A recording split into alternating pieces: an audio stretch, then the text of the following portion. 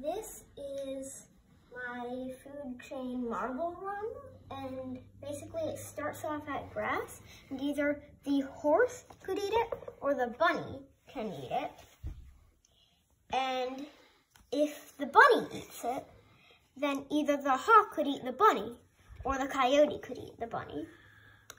And if the coyote ate it, then eventually the coyote would die, and this tilts back down, so it would come back to here to feed the grass.